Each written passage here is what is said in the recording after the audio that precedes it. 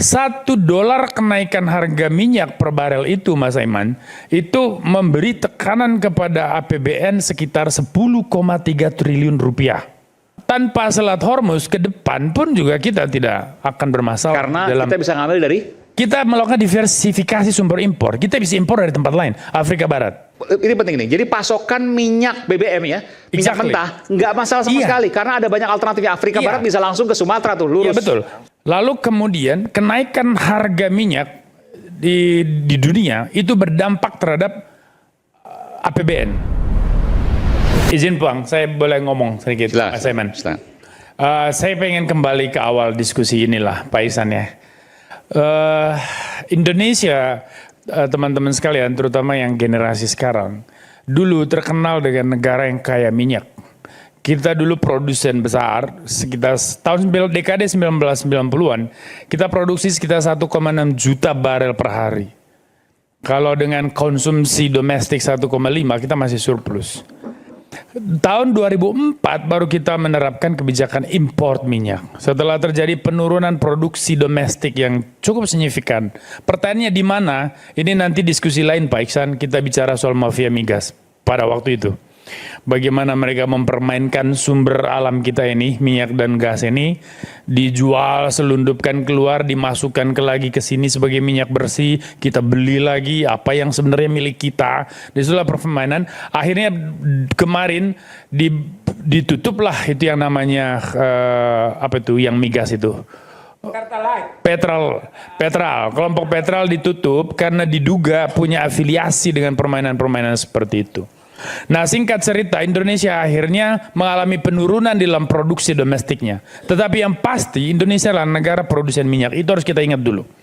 Karena terjadi penurunan signifikan, dibuatlah kebijakan impor sekitar 30% kebutuhan domestik minyak Indonesia. Karena kita mengimpor, salah satu asal minyak terbesar itu adalah dari Timur Tengah. Nah, disinilah kemudian kita masuk ke tema diskusi kita malam ini. Mas Aiman, ada dua opini kan yang sedang berkembang. Satu yang pesimis mengatakan bahwa Indonesia akan terdampak krisis. Krisis, betul. Yang optimis, termasuk saya di dalamnya, mengatakan bahwa kita terdampak tapi tidak akan fatal. Bahkan menguntungkan. Kenapa yang kelompok pesimis masuk akal tetapi kemudian tidak kuat argumentasinya seperti Pak Ihsan? Saya jelaskan. Yang namanya Selat Hormuz, sekitar 20% perdagangan minyak dunia lewat selat itu. 33 km panjangnya itu. Nah, Asia dan Eropa terdampak otomatis. Lalu kemudian kenaikan harga minyak di dunia itu berdampak terhadap APBN. Tekanan fiskal muncul, tadi Pak Ihsan sudah ngomong. $1 kenaikan harga minyak per barel itu, Mas Aiman, itu memberi tekanan kepada APBN sekitar 10,3 triliun rupiah. Kalau PNBP kita dari sektor minyak sekitar 3,7 triliun, maka kita masih minus sekitar 6, sekian. 6,3 something. Nah, artinya bahwa disitulah dasar teman-teman yang pesimis ini kemudian mulai ketakutan. Lalu kalau kita bicara soal International Energy Agency, kita bicara soal organisasi dunia itu, punya standar bahwa suatu negara harus punya cadangan minyak untuk 90 hari minimal demi kestabilan ekonomi. Nah, Indonesia, Thailand, Filipina, dan sebagainya tidak memenuhi standar itu. Ya, apakah kemudian kita harus cemas? Oh, tunggu dulu. Mari kita lihat di mana Indonesia menjadi spesifiknya. Indonesia melakukan diversifikasi sumber impor. Untuk memenuhi target 30% itu tidak hanya bergantung kepada Timur Tengah. Maka hari ini Indonesia melakukan pendekatan, kita impor dari Afrika Barat, Pak Ihsan. Kita bisa impor juga dari Rusia dan dari Amerika Serikat. Nah, artinya bahwa tanpa Selat Hormuz ke depan pun juga kita tidak akan bermasalah. Karena kita bisa ngambil dari? Kita melakukan diversifikasi sumber impor. Kita bisa impor dari tempat lain, Afrika Barat. Afrika Barat. Dan itu berjalan. Saat ini Afrika Barat sudah berjalan. Yes, Iya, sudah berjalan. Kita sudah berjalan. Kita bisa impor dari Rusia, komunikasi dengan Rusia juga bagus. Kita bisa impor dari Amerika, kita juga komunikasi yang bagus. Bahkan kita bisa impor dari Brunei dan Malaysia. Betul. Nah, ini artinya bahwa Jadi soal pasokan sebenarnya nggak masalah. kita nggak punya masalah. Nggak ada masalah. Kita sebentar dulu Pak, antar dulu Pak. Oke. Lalu kemudian ini kita sama-sama kan kita bawa catatan juga. Ini penting nih. Jadi pasokan minyak BBM ya, minyak Exactly. mentah nggak masalah sama sekali karena ada banyak alternatif. Afrika Barat bisa langsung ke Sumatera tuh lurus. Iya betul. Tadi kan kita sudah bicara soal logika kawan-kawan yang pesimis. Itu tadi karena cadangan minyak kita tidak memenuhi Afrika lah ya, standar Afrika internasional, terus kemudian kenaikan harga setiap $1 itu memberikan tekanan fiskal sekitar 10,3 triliun rupiah. Dengan PNBP cuma 3, sekian, maka hampir 7 triliun yang harus kita nombok, ya kan? Untuk $1 loh. Sementara trennya terus naik ini. Harga nih, artinya sekian puluh dolar yang akan terus mengalami peningkatan. Nah sekarang negara-negara yang bergabung di dalam IEA itu menggelontorkan pasokan secara besar-besaran ke pasar untuk menekan goncangan ekonomi turbulensi yang mungkin terjadi karena Selat Hormuz ditutup oleh Korps Garda Revolusi Iran. Kerannya dibuka lebar-lebar. Nah, tetapi kan game changersnya apa? Indonesia punya itu strateginya. Game changernya itulah itu tadi, diversifikasi sumber impor, dan itu yang kita lakukan. Import dari tempat lain, Afrika Barat, Rusia, dan seterusnya. Nah, lalu yang kemudian yang kedua, yang tadi dibilang oleh Pak Sedidu itu juga akan menjadi salah satu solusi. Tambang. Ya, bukan. Kita harus melakukan penghematan di dalam negeri dan juga memperbanyak jumlah sumber-sumber pendapatan negara di dalam konteks penghematan di situasi spesifik ini, situasi perang ini. Kita bisa naikin pajak untuk pertambangan, kita bisa memungut dari titik-titik lain untuk mengakomodir, atau kita bisa mengalihkan sumber anggaran yang non prioritas dialihkan ke BBM, itu bisa. Kenapa tambang tadi disebutkan oleh Bung Said? Kenapa tambang itu pajak ini naikkan? Karena dia untung banyak nih sekarang. Sebetulnya kan yang orang tidak mikir ya, kenapa pendapatan pajak negara namanya istilahnya windfall profit. Ya, dia selama ini kan untung banyak gitu. Selama ini kan kita berpikir kenapa pajak negara itu harus dibebankan kepada rakyat saja. Meskipun itu suatu kewajiban ya. Kenapa nggak ada? Nah ini kan yang harus dilakukan restrukturisasi dalam kebijakan perpajakan. Maka dia harus bisa bagaimana kebijakan perpajakan untuk sektor pertambangan itu harus ditingkatkan. Itu penting sekali. Lalu kemudian kita bisa melakukan yang namanya joint stockpiling ya Pak Iksan. Ini dengan negara-negara sahabat kita bisa melakukan joint stockpiling, artinya penimbunan bersama, sehingga kita bisa mengatasi secara bersama kalau konsekuensi perang ini betul-betul menghantam ketahanan penimbunan energi. bersama sama negara-negara tetangga misalnya. Ya, misalnya dengan Brunei, Malaysia, dan BBM Rusia sama-sama lah ya. Yes, dengan Amerika atau dengan apa negara-negara Afrika Barat yang memproduksi minyak. Ini kan semua adalah strategi politik luar negeri yang bisa diterapkan. Dan saya kira Indonesia punya daya tawar dan punya bargaining position yang strategis untuk bisa menerapkan itu. Makanya saya bilang, enggak lah, Indonesia akan baik-baik aja kok. Kita bisa hadapi ini. Anda yakin Indonesia akan baik-baik aja? Saya percaya. Seberapapun panjangnya perang ini? Seberapapun panjangnya. Kalaupun misalnya nih, katakanlah perang 90 hari. Atau 3 bulan ke depan. 90 hari. Maka apa yang kita butuhkan adalah mencari dana untuk mengcover kebutuhan cadangan yang menjadi standar internasional 90 hari dikali 2. Kalau 90 hari hitungan saya tadi itu sekitar 400 atau 500 triliun Pak. Kalau berarti kali 2, kalau perangnya sampai 180 hari, maka kita cukup butuh uang 2 kali 400 triliun. 1000 triliun, 800 ya, sekitar triliun. Let's say 1000 triliun untuk bisa menekan lonjakan harga BBM dan merem potensi-potensi lanjutan yang berdampak kepada sektor lain supaya tidak terjadi krisis. Dan itu bisa lewat restrukturisasi tadi, refocusing dan seterusnya. Banyak hal yang pemerintah bisa lakukan dan saya percaya itu bisa. Baik. Ini tidak hanya diversifikasi dari supply. Jadi kalau kita lihat, ini supply dan demand terganggu. Begitu supply berkurang, otomatis pertama adalah harga melejit. Itu pertama. Yang kedua adalah apakah supply yang berkurang ini kita bisa tambahkan dari yang lain atau tidak? Oke, semuanya ada Rusia dan sebagainya. Tetapi dunia lagi kekurangan 20%. Anggap 20% ini tertutup gitu ya. Apa? Minyak. Selat Hormuz gitu. Oke, dunia lagi kekurangan 20% BBM. Ya, Apa? berarti Minyak kalau mentah. kita Oke. menganggap bahwa pada saat itu adalah sudah terjadi titik seimbang. Ya. Nah, kalau sudah terjadi titik seimbang, maka disrupsi dari Selat Hormuz ini mengurangi supply 20%. Nah, mengurangi supply 20% berarti dia harganya naik itu kalau seandainya ada, berarti semua negara harus melakukan saving dari dia punya penggunaan. Ini kita salah satu sudah melakukannya. Pertanyaannya adalah apakah saving 20% ini cukup apa tidak gitu. Apakah bisa dicapai apa tidak. Jadi bagaimana mencapai titik seimbang lagi gitu. Jadi bukannya hanya dari ininya saja. Terus yang kedua adalah ini kita bicara hanya BBM ya. Tapi kita sangat tergantung sekali untuk LPG juga. Nah, LPG yang benar-benar yang membuat hit kita punya itu. Karena LPG kan dari BBM juga? Ya, Dari enggak, minyak mentah? dia dari Qatar. Kita lebih banyak dari Qatar. Bukan, maksudnya kan dari minyak juga kan itu? Iya. Liquid petroleum gas kan? Iya, dia dari dua-dua itu ya. Dua komponen tergantung dari yang mana gitu campurannya gitu. Tapi ini kita sudah hit. Itu lain dengan yang kita punya minyak yang tadi gitu. Itu turunan. Brand yang melonjaknya tinggi gitu.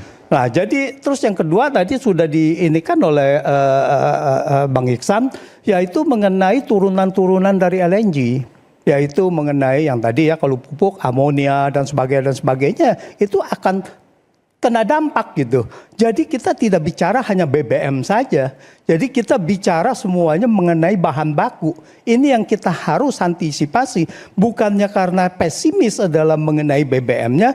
Tetapi kita melihat dari keseluruhan ekonomi ini akan terkena dampaknya gitu. Termasuk pupuk ini tadi, kalau pupuk ke pangan itu? Iya, pupuk dan itu ke pangan, ya, bahan-bahan baku dan sebagainya. Ini yang harusnya ditutup. Yang terakhir yang saya mau sampaikan adalah transmisi ini masuk ke moneter. Ini yang lebih mengerikan lagi gitu.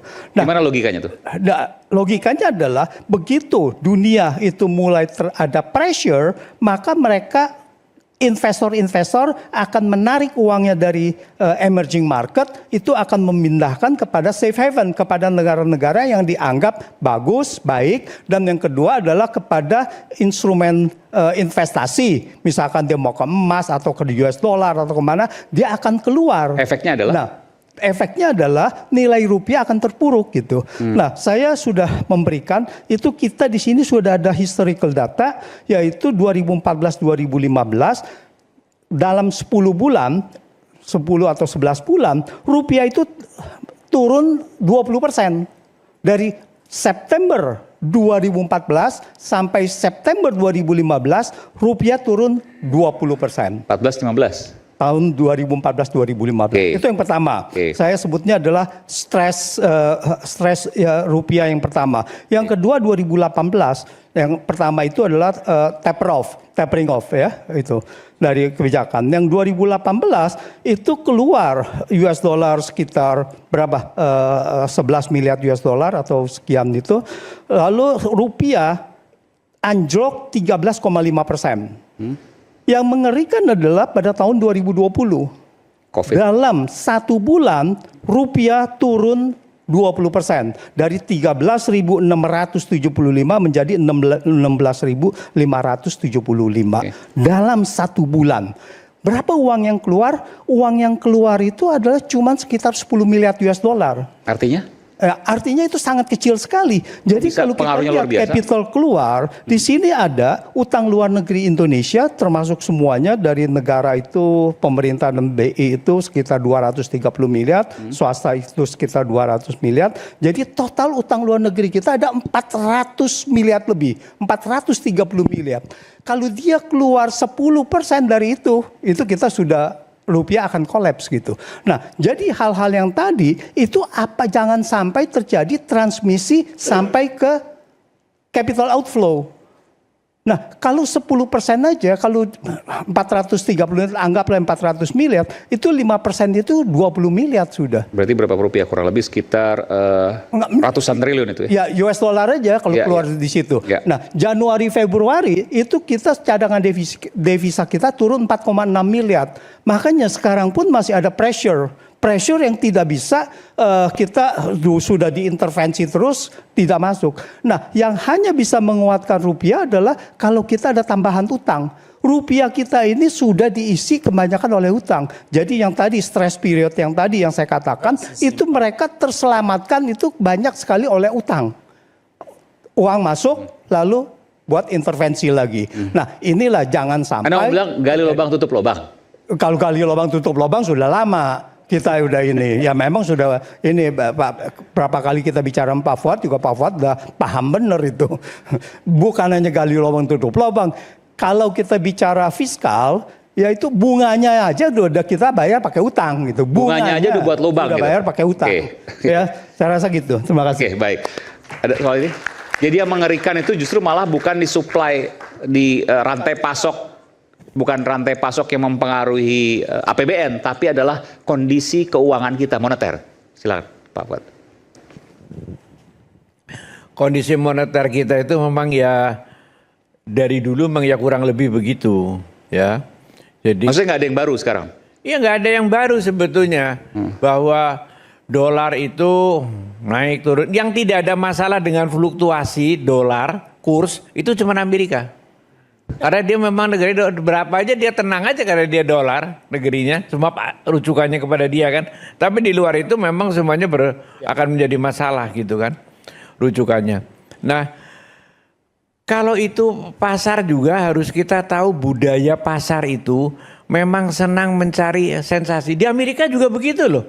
Trump ngomong dikit, naik gede sekali. Nanti ada yang ngambil keuntungan. Nanti Trump ngomong begitu, seketika harga kan. Maka dia bilang ini Trump ngambil keuntungan aja dari naik turun statement-statementnya dia diambil untungnya besar aja gitu kan. Dari seperti itu. Yang dibilang Pak Fuad itu kan benar karena kemarin juga Putin karena begitu banyak orang memesan minyak dari Rusia, dia bilang manfaatkanlah situasi ini, tetapi ingat ini hanya sementara. Sementara. Ini hanya sementara. Dia garis bawah itu, ini hanya sementara. Artinya betul, ini kayaknya hanya ada permainan Profit taking, ambil untung. profit taking dalam waktu yang sangat singkat. Betul, Pak Fuad. Iya betul. Orang ngambil profit taking itu memang ya seperti itulah. Jadi kalau ada misalnya, karena pasar itu sebetulnya tidak begitu berkuasa sebetulnya. Pasar nggak gitu berkuasa. Tidak begitu berkuasa. Yang kuasa itu sebetulnya itu pemerintah. Makanya disebut penguasa. Tapi pasar itu pinter kan. Pasar itu selalu harus menciptakan pengakuan bahwa saya itu adalah menentukan. Saya berpengaruh. Kalau saya tidak suka harga naik. Jadi kalau kurs lagi tidak suka misalnya kurs akan naik. Kalau saya lagi suka itu untuk memerlukan pengakuan pasar itu. Jadi memperebutkan pengakuan itu. Tapi terkait dengan gonjang-ganjing tadi disampaikan oleh Prof. Antoni, kan angkanya mengerikan sekali, ratusan triliun dalam waktu singkat bisa hilang capital outflow. Iya betul itu. Itu betul yang dibilang Pak Antoni. Tapi itu biasa menurut Anda? Ada ya. Iya memang seperti itulah keadaannya. Jadi memang kalau lagi ada kenaikan yang drastis, orang ngambil keuntungan, nanti nggak ada diambil. Tapi itu hanya pemain-pemain yang nanti masuk lagi. Signifikan, yang masuk lagi. Kurs naik, kurs turun itu nanti pasti akan begitu juga. Dan itu memang ya sudah lah, makanya rakyat itu kadang-kadang gini ya. Kita itu dibilang tidak boleh terlalu fokus kepada pasar itu saham. Misalnya sekarang, wah ini pasar saham baru diintervensi begini-begini gitu kan. Ya yang untung nanti pemain-pemain yang di dalam itu. Itu sudah ada, berarti itu ada orang yang siap untuk mengucurkan dana, siap untuk berkorban. Saya makin asik mainnya itu. Makin senang lagi saya main. Jadi pasar itu ya sudah, tapi kan ada pasar yang jauh lebih besar yang disebut dengan pasar konvensional, pasar rakyat itu jauh lebih besar. Itu yang lebih harus diperhatikan oleh pemerintah dibanding pemerintah di mana-mana hanya mengacu kepada saham saja misalnya. Kalau saya tadi katakan, misalnya tadi akan berpengaruh pada pupuk dan seterusnya, itu kan pengaruh ke pangan. Sebentar, pupuk saya harus jelaskan supaya clear. Kita, pupuk utama kita kan adalah urea dengan turunan Ponska apa segala. Produksi kita itu 14 juta ton. Konsumsi kita yang subsidi 8 juta ton, yang non subsidi 2 juta ton, kita ekspor 2 juta ton. Oke? Pupuk tidak akan pernah berpengaruh karena pakai LNG. LNG itu kontrak jangka panjang. Dan kita Tidak surplus ada LNG. pengaruhnya sama sekali. LNG kita surplus. Kita surplus dan Ya. semua LNG itu tidak terpengaruh dengan perang karena kontrak jangka panjang. Nah, LNG-nya negara-negara Timur Tengah itu menyatakan kami nggak bisa kirim, bukan menyatakan harga naik. Karena semua LNG itu LNG beda dengan minyak. LNG itu baru dibuka kerannya kalau sudah laku semua dijual dengan harga tetap. Jadi beda dengan LPG. Tolong di LNG itu tidak BBM. pernah berubah harganya karena kontrak jangka panjang. Jadi saya menyatakan jangan ragu tentang pupuk. Pupuk Indonesia tidak akan naik karena harga LNG-nya tetap, kita kelebihan. Oke? Betul, Prof? Dan sedikit tambahan, tambahan. Tadi kebetulan yang disebutkan itu kan hanya soal importir dari Qatar. Ya kan? Tapi kita juga harus ingat bahwa Indonesia itu enggak cuma bergantung dari Qatar. Ingat LNG kita itu enggak cuma BBM tadi yang diversifikasi dari Afrika Qatar itu Barat. LPG. LNG. Iya. Artinya bahwa masih banyak yang lain juga. Dari Amerika, terus dari beberapa negara lain juga ada gitu loh. Artinya ketika misalnya bukan nggak ada stok, tapi nggak bisa dikirim, kan bisa dikirim dari beberapa negara lain gitu loh, Prof. Itu yang kita juga perlu pertimbangkan gitu. Artinya kita nggak cuma fokus pada Selat Hormuz dan negara-negara Teluk. Banyak jalan menuju Indonesia lah gitu kurang lebih. Banyak jalan menuju Indonesia. Iya, sekarang ngelihatnya begini. Ini dua masalah. Sekarang Stok lihatnya dengan begini. harga. Kalau LPG, kalau BBM naik, pasti LPG naik. Oke. Clear itu. Oke. Sekarang kita ngelihatnya begini. Ini kan pembahasannya Saya berikan kesempatan nanti kepada Prof. Iksanuddin. Sepas jeda kami akan segera mulai saat lagi.